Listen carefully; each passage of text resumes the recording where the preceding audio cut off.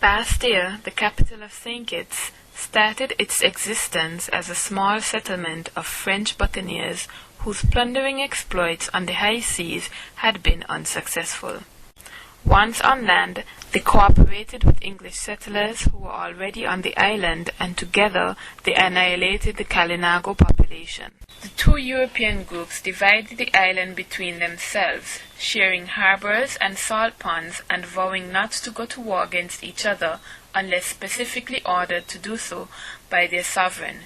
The two French leaders started two separate settlements, with Durossy taking the Basseterre quarter. Following a Spanish attack, Durossy sailed back to France and never returned to St. Kitts.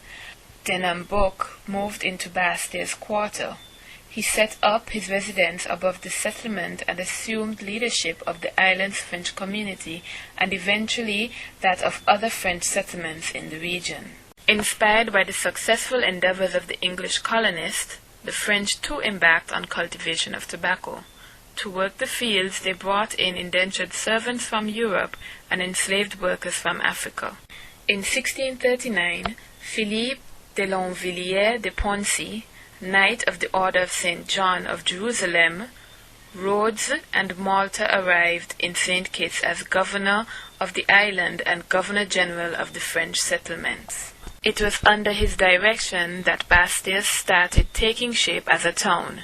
De Poncy built a town hall, a hospital, and a strong fort providing for the administration and welfare of the community over which he governed. From the early years of settlement, there were quarrels between the two European communities over the division of the island.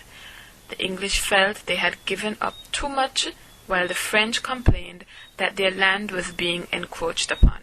In 1666, England and France went to war against each other, and the colonists of St. Kitts did the same with disastrous consequences.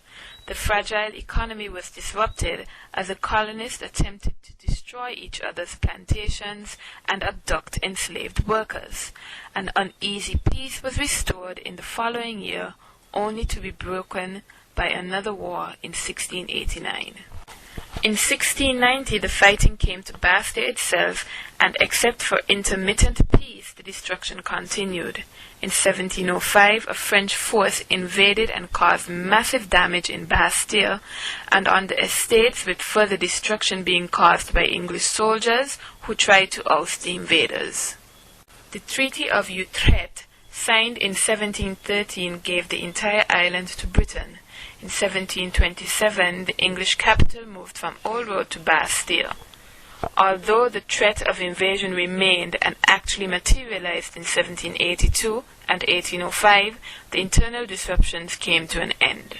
The economy started to flourish, and St. Kitts became a sugar-producing island, with Basseterre handling most of the exports of sugar and molasses, as well as the arrival of enslaved Africans. Most of these workers were sent to the estates to cut and process the cane, but some of them remained in town as enslaved domestics or skilled workers. From all over the island they would meet in the Sunday market in the square. On such days they were allowed to leave the estate to sell goods from their small gardens and buy things that they or their enslavers needed. Like any market, it was an area full of noise of trading. At the end of apprenticeship, numerous estate workers attempted to seek work away from the cane fields. Many of them moved to Basseterre either to settle there or as a first step towards leaving the island in search of work elsewhere.